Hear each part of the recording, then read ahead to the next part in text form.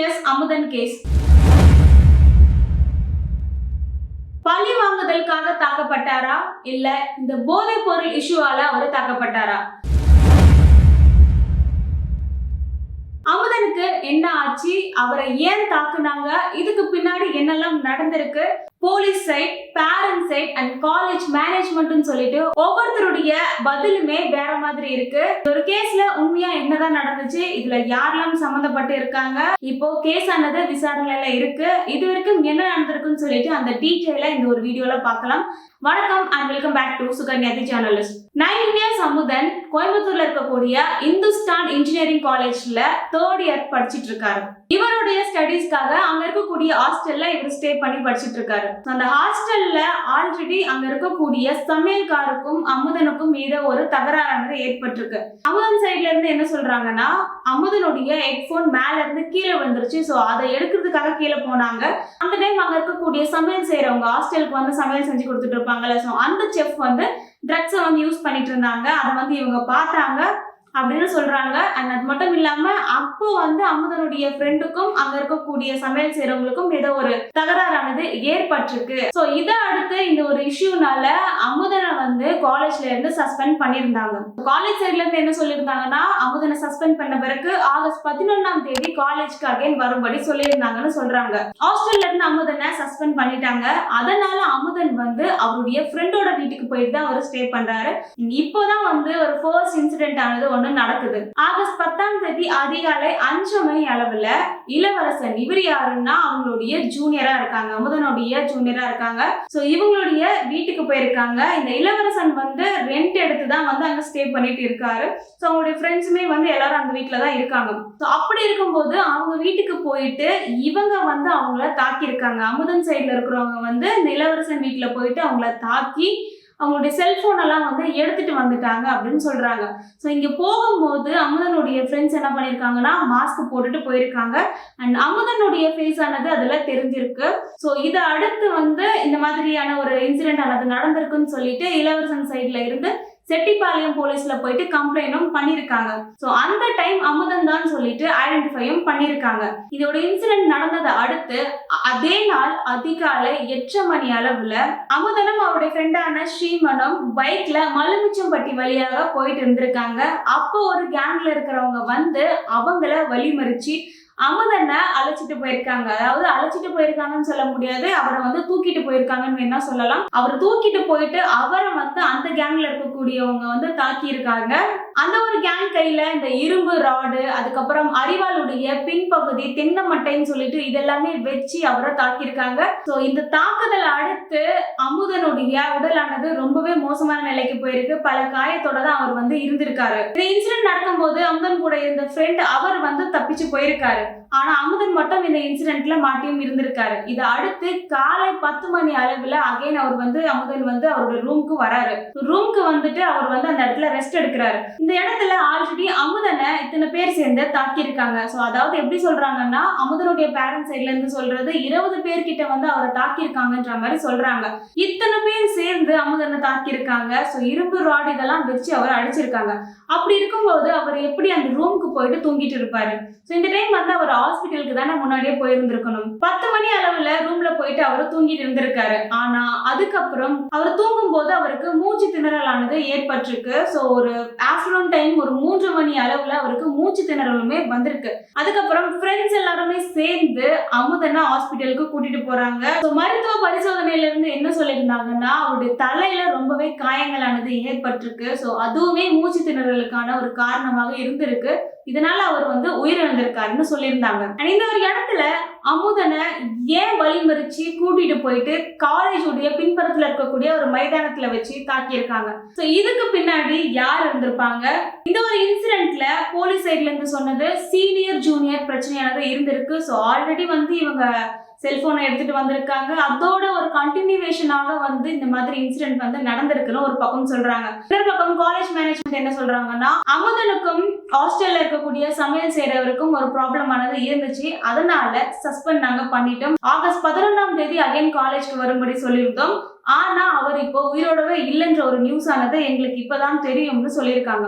இன்னொரு பக்கம் பேரண்ட் சைட்ல இருந்து சொல்றது இது ரெண்டுமே இல்லாத ஒரு தகவல் தான். சோ பேரண்ட் சைட்ல இருந்து என்ன சொல்றாங்கன்னா, அமுதன் யாரெல்லாம் ட்ரக்ஸ் யூஸ் பண்ணிருக்காங்கன்ற ஒரு இன்ஃபர்மேஷனை காலேஜ்ல வந்து சொல்லியிருந்திருக்காரு.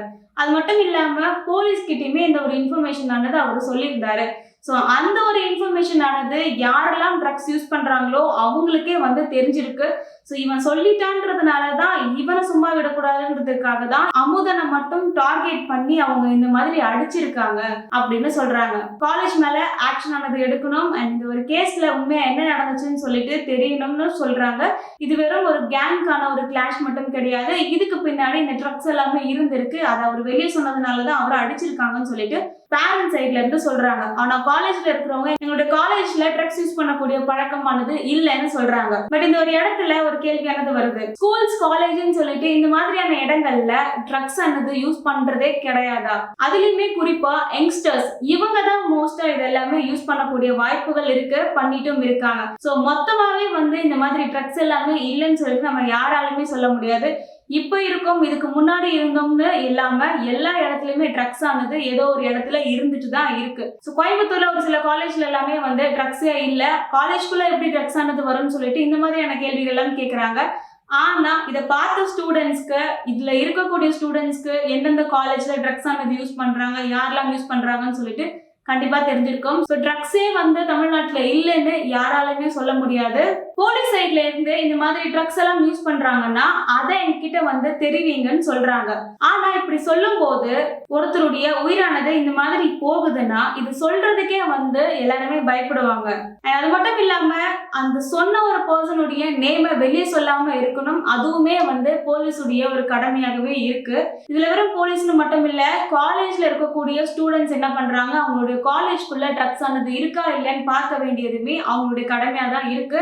பட் என்னதான் வந்து இதெல்லாம் எங்களுடைய காலேஜ்ல இல்லைன்னு சொன்னாலுமே அந்த மாதிரி கிடையாது. எல்லா இடத்துலயுமே ஏதோ ஒரு இடத்துல இதெல்லாம் நடந்துட்டு தான் இருக்கு. இதுல முக்கியமா ஒரு ஊர்ல இருக்கிறவங்க தான் இந்த மாதிரியான விஷயங்கள்லாம் பண்றாங்க அப்படின்னு நம்மளால சொல்ல முடியாது. ஏன்னா வேற ஒரு இடத்துல வேற ஒரு ஊர்ல இருந்து வந்து அந்த காலேஜ்ல படிக்கக்கூடிய ஸ்டூடெண்ட்ஸுமே இருக்காங்க. ஸோ அப்படி இருக்கும்போது இந்த ஊரை சார்ந்தவங்க மட்டும் தான் இதெல்லாம் பண்றாங்கன்னு சொல்லிட்டு நம்ம அந்த பிளேஸை மட்டும் குறிப்பிட்டு சொல்ல முடியாது. அமுதனுடைய நண்பர் அளித்த புகார்ல 14 பேர் மேல 6 பிரிவுகள்ல இப்ப வழக்குகளை போட்டிருக்காங்க. ஸ்ரீராம், தீபக், தேவேந்திரன், சந்தோஷ், ரிஸ்வான், அரவிந்த், விக்கி, தினேஷ், தருண், தரணி, பர்வேஷ், சச்சின், சிவரோஹித், மோனிஷ். இதுல 17 வயது கொண்ட சிறுவரும் இருந்திருக்காரு. சிறுவர் சீர்திருத்த பள்ளியில அவரை அடைச்சிருக்காங்க. இந்த ஒரு இன்சிடென்ட்ல போலீஸ் இவங்க மேல எந்தெந்த வழக்குகள் எல்லாம் போட்டிருக்காங்க. கலவரத்துல ஈடுபடுறது, சட்டவிரோதமாக வழிமறிப்பு, சட்டவிரோதமாக அடைச்சு வச்சது, கடத்தல், கொலை முயற்சி, கொலைன்னு சொல்லிட்டு இந்த 6 பிரிவுகள்ல வழக்குகளையும் போட்டிருக்காங்க. போலீஸுடைய இன்வெஸ்டிகேஷன் படி அமுதன் அண்ட் ஃப்ரெண்ட்ஸ் செல்போன் பறிக்கிறதுக்காக இளவரசன் வீட்டுக்கு போயிருக்காங்க. அப்போ ஒரு தகராறானது ஏற்பட்டிருக்கு. இதை அடுத்து மார்னிங் அகைன் 8:30க்கு வந்து இந்த மாதிரியான ஒரு இன்சிடென்ட் ஆனது நடந்திருக்குன்னு சொல்றாங்க. ஆனா பேரண்ட் சைட்ல இருந்து என்ன சொல்றாங்கன்னா, இந்த மாதிரி ட்ரக்ஸ் யூஸ் பண்ண அந்த ஒரு இன்ஃபர்மேஷனை இவர் தான் சொன்னாருன்னு லீக் பண்ணிட்டாங்க. அதனாலதான் அவரை டார்கெட் பண்ணி இப்படி அட்டாக் பண்ணிருக்காங்கன்னு சொல்றாங்க. அண்ட் காலேஜ் சைட்ல இருந்து சொல்றது, ட்ரக்ஸ் யூஸ் பண்ணதுக்கான எந்த ஒரு இன்ஃபர்மேஷனும் அமுதன் வந்து எங்களுக்கு எழுத்துப்பூர்வமாக எதுவுமே தரல அப்படின்னு சொல்லியிருக்காங்க. சோ காலேஜ்ல இருந்து அவர் சஸ்பெண்ட் பண்ணிருந்தாங்கன்னு சொல்றாங்க. இப்படி இருக்கும்போது 3 ஆங்கிளா இந்த ஒரு விஷயத்த சொல்றாங்க. இந்த ஒரு இன்சிடென்ட் வெறும் ஒருத்தருடைய பிரச்சனை மட்டும் கிடையாது. யங்ஸ்டர்ஸ், காலேஜ் மேனேஜ்மெண்ட், போலீஸ்னு சொல்லிட்டு இது எல்லாத்தையுமே வந்து இதுல இருக்கு. அண்ட் லா அண்ட் ஆர்டருமே இதுல தான் வருது. இப்படி இருக்கும்போது இந்த ஒரு இன்சிடென்ட்டை எதிர்கட்சி தலைவரான உதயநிதி ஸ்டாலின் அவர்கள் சட்டசபையில கேள்வியா வந்து கேட்டிருந்தாரு. ட்ரக்ஸ் யூஸ் பண்ண அந்த ஒரு இன்ஃபர்மேஷனை அமுதன் போலீஸ் கிட்ட சொல்லியிருந்தாரு. ஆனா போலீஸ் அவர் சொன்ன இன்ஃபர்மேஷனை லீக் பண்ணிட்டதாகவும் அதனால அமுதனை டார்கெட் பண்ணிட்டாங்க அப்படின்னு சொல்லிட்டு அமுதனுடைய பேரண்ட்ஸே சொல்றாங்கன்னு சொல்லிட்டு உதயநிதி ஸ்டாலின் அவர்கள் சட்டசபையில சொல்லியிருந்தாரு. ஆனா இதுக்கு அமைச்சர் ராஜ்மோகன் என்ன சொல்லியிருந்தாருன்னா, இந்த ஒரு இன்சிடென்ட் ஆனது பசங்களுக்குள்ள நடந்த ஒரு சண்டை, அதாவது இந்த கோஷ்டி மோதல் தான் இதெல்லாம் நடந்திருக்கு அப்படின்னு சொல்லிட்டாரு. ஆனா இதெல்லாம் பார்க்கும்போது வெறும் ஒரு பசங்களுக்குள்ள நடந்த ஒரு சண்டையா மட்டும் தான் இந்த ஒரு இன்சிடென்ட் நம்மளால பார்க்க முடியுமா? ஏன்னா அமுதனுடைய பேரண்ட் சைட்ல இருந்து சொல்றது வேற ஒரு ரீசனா இருக்கு. அப்படி இருக்கும்போது இதுல உண்மையா என்னதான் நடந்துச்சு, இதுக்கு உண்மையான காரணம் என்ன, இந்த ஒரு இன்சிடென்ட்டுக்கான ரெஸ்பான்சிபிலிட்டிக்கான பதில் சொல்ல வேண்டியதும் கவர்மெண்டினுடைய கடமையா தான் இருக்கு. இதை வெறும் நம்ம சிம்பிளா 2 பேருக்குள்ள நடந்த ஒரு கேங்குக்கான ஒரு விஷயம்னு மட்டும் நம்மளால எடுத்துக்கவும் முடியாது. தப்பு பண்ணிருக்காங்க, தப்பு பண்ணல, இதெல்லாம் தாண்டி உண்மையா இந்த ஒரு கேஸ்ல என்ன என்ன நடந்துச்சு, இதுல மறைக்கப்பட்ட உண்மைகள் எல்லாம் என்னன்றத போலீஸ் தான் கண்டுபிடிச்சு சொல்லணும். இதுக்கான ப்ராப்பரான பனிஷ்மெண்ட்டையுமே நீதிமன்றங்கள் வாயிலா தரணும். ஸோ இந்த மாதிரி பல ஸ்டூடெண்ட்ஸ் ஒரு ஊர்ல இருந்து வேற ஒரு ஊருக்கு படிக்கிறதுக்காக வராங்க. அப்படி இருக்கும்போது காலேஜுமே அதுக்கான ஒரு ரெஸ்பான்சிபிலிட்டியை எடுத்துக்கணும். காலேஜ்ல ட்ரக்ஸ் ஆனது இருக்கா, ஸ்டூடெண்ட்ஸ் எப்படி இருக்காங்கன்னு சொல்லிட்டு அவங்களுடைய ஆக்டிவிட்டிஸுமே நம்ம பார்க்கணும். பேரண்ட் சைட்ல இருக்கிறவங்களும் அவங்களுடைய பசங்க வேற ஊர்ல போயிட்டு ஒழுங்கா படிக்கிறாங்களா, என்ன ஒரு இன்சிடென்ட் எல்லாம் நடக்குது, அவங்க ஃப்ரெண்ட்ஸ் கூட எங்க போறாங்க வராங்க, இது எல்லாத்தையுமே பாக்குறதுமே முக்கியமா இருக்கு. என்னதான் நம்ம இப்போ 2026ல வந்தாலுமே இன்னுமே சீனியர் ஜூனியர்னு சொல்லிட்டு இந்த மாதிரியான இஷ்யூஸ் எல்லாமே போயிட்டு இருக்கு. பல பேர் மாறி மாறி அவங்களோட கேங்க கூட்டிட்டு போயிட்டு இவன் அடிக்கிறது அவன் அடிக்கிறதுன்னு சொல்லிட்டு போயிட்டு தான் இருக்கு. ஒரு சின்ன ஒரு ஆர்குமெண்ட் இந்த மாதிரியான கொலை முயற்சி ஒருத்தருடைய உயிரை எடுக்கிற அளவுக்கு இங்க மாறிட்டு இருக்கு. இதை வெறும் 2 பேருக்கான ஒரு மோதல் மட்டும் நம்மளால பார்க்க முடியாது. ஏன்னா இங்க பாதிக்கப்பட்டவர் ஒருத்தராக மட்டும் தான் இருக்காரு. அண்ட் இந்த ஒரு இஷ்யூல ஆப்போனன்ட் பார்ட்டி ரூலிங் பார்ட்டின்னு இல்லாம இந்த இன்சிடென்ட்ல பாதிக்கப்பட்ட விக்டிம்காக நின்று அவங்களுக்கான ஒரு சப்போர்ட்டை கொடுக்கறது தான் கரெக்டா இருக்கும். ஸோ இதை பாலிடிக்ஸா மாத்தாம உண்மையா இந்த கேஸ்ல என்ன நடந்துச்சுன்னு சொல்லிட்டு விசாரிக்கிறதும் தான் இந்த இடத்துல ஒரு ஜஸ்டிஸாக இருக்கும். அண்ட் இந்த இடத்துல நமக்கு பல கேள்விகள் வருது. முதல்ல இளவரசன் வீட்டுக்கு ஏன் இவங்க போனாங்க, அவங்களுடைய செல்போனை பறிச்சாங்க, அதுக்கு முன்னாடி என்னெல்லாம் நடந்திருக்குன்னு சொல்லிட்டு அதையுமே விசாரிக்கணும். அமுதனும் இளவரசன் வீட்டுக்கு போனாரு. ஆனா இந்த இடத்துல அமுதனுடைய ரோல் ஆனது என்னவா இருந்துச்சுன்னு சொல்லிட்டும் தெரிய வரணும். அதிகாலை 5 மணி அளவுல இளவரசன் வீட்டுக்கு போயிட்டு இவங்க தாக்குதல் நடத்திருக்காங்க. 8 மணி அளவுல அமுதன் ஸ்ரீமன் வரும்போது வழிமறிச்சு அமுதனை தாக்கியிருக்காங்க. 10 மணிக்கு ரூமுக்கு வந்திருக்காரு. ஆனா 3 மணி அளவுல அவருக்கு மூச்சு திணறலானது ஏற்பட்டிருக்கு.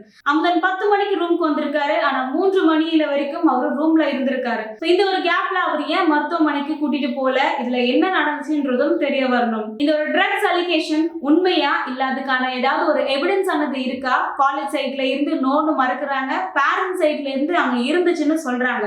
இதையுமே சேர்த்து விசாரிக்கணும். ஹாஸ்டல்ல சமையல்காரருக்கும் அமுதனுக்கும் ஏதோ ஒரு தகராறானது இருந்திருக்குன்னு சொல்றாங்க. அதுக்கு பின்னாடி என்ன நடந்துச்சுன்றதும் தெரிய வரணும். இப்படி பல கேள்விகள் as a பப்ளிக்கா நம்ம சைட்ல இருந்துமே இருக்கு. இந்த ஒரு கேஸ்ல உண்மை என்ன நடந்துச்சு, காலேஜ்ல இருக்கக்கூடிய ஸ்டூடெண்ட்ஸ் உடைய சேஃப்டி, இது எல்லாமே கண்டிப்பா இருக்கணும். ஹாஸ்டல்லையும் ஸ்டூடெண்ட்ஸ் நம்பி போய் படிக்கிறாங்க. சோ அந்த இடத்துல எந்த அளவுக்கான பாதுகாப்பானது இருக்கு, காலேஜ் ஹாஸ்டல்னு சொல்லிட்டு இந்த 2 இடத்துலயுமே ஸ்டூடெண்ட்ஸ் உடைய ஆக்டிவிட்டி பிஹேவியர் எல்லாம் எப்படி இருக்கு, இது எல்லாத்தையுமே கண்காணிக்கணும்.